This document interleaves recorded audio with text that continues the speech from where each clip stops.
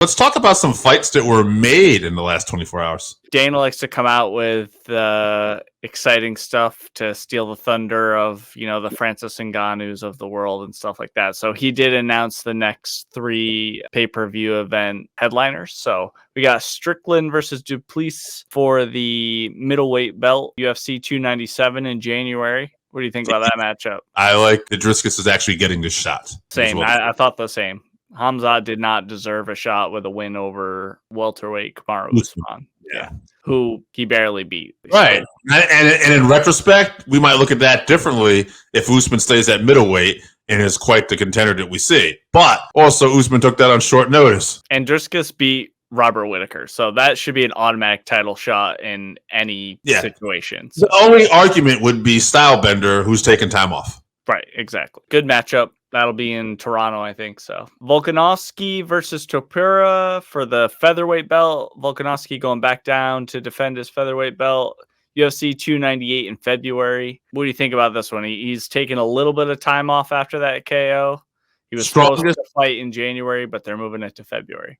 Strongest matchup you could have if someone at featherweight is not named Max Holloway, Brian Ortega, Yair Rodriguez. Topuria has not had that kind of fight with one of those other top guys yet. He has beaten other big names at the division, and he's looked damn good doing it. If you want a marquee matchup that's fresh, this was really the only way to go because Volk was kind of beating everybody up already in the featherweight division. So I think this is a great matchup. Is it enough time off for Volk? Time will tell. I will say the quick turnaround makes it a little more interesting because Volk has been so dominant. Now he's coming off 2 losses, although one of them on short notice, and both to the now considered the best pound-for-pound fighter in the world. Nonetheless, he'll be back at featherweight. So I think it is an interesting time.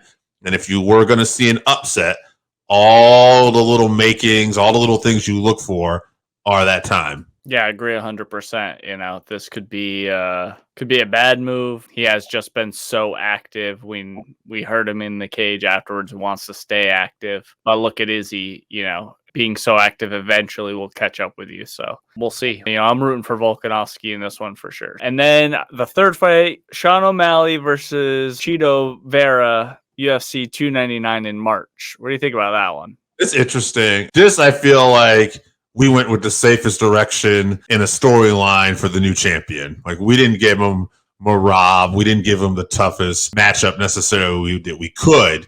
We weren't giving him wrestlers. Now, that being said, O'Malley just starts the wrestler. He starts arguably the best bantamweight, at one point. He's in the discussion, I would say. It's very interesting because O'Malley keeps looking better and improving.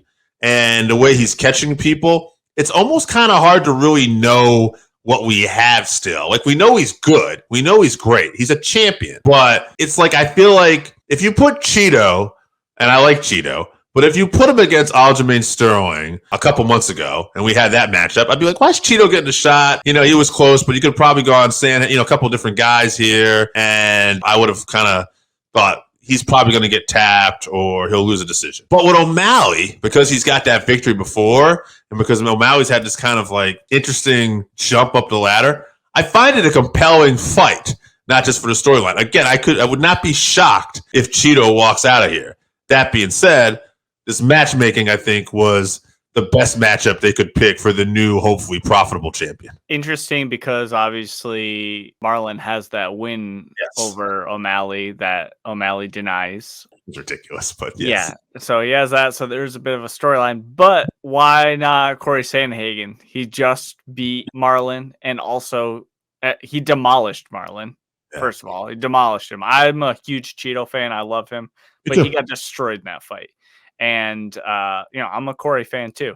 And also Corey has not faced Sean, so that is a fresh matchup. So I have to agree with you. This has to be the easiest path chosen for a potential star in the UFC. UFC's trying to make money. I get it, but it's unfair. It should be Corey. With that being said, I hope that Cheeto wins and Corey gets to fight him again, I guess. Like, I think Corey's going to be on the sideline for a little bit.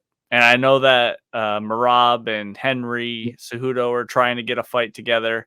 So say one of them has a good showing. Are they going to jump the line to face Marlon if he wins because they don't want to see Marlon versus Corey again. I don't know. It's messy. This is what happens when, it's not just the best going against the best. It's an entertainment thing. Sure. And I think it's been an interesting year in the UFC with the upsets of Sean Strickland. We've seen in the past year or so with light heavyweight what's been going on. With middleweight, we've seen even before Strickland won, we saw, Pereira pull off that upset. Izzy gets it back. Welterweight, where Edwards caught Usman with that kick. There's been a lot of, in the last year and a half, surprising victories and upsets. And I just feel like we're at a time where, again, DDP, pulled that victory over off Robert Whittaker too. There's a lot of fights where I feel like we go in knowing, oh, okay, this guy's probably going to win. And it just feels like there's been a lot of changing of the guards lately. And which I think makes it interesting. We have these potential matchups now, and I don't feel it can be taken for granted who's going to win. Yeah, that's what makes the sport great for sure. So we'll see what happens.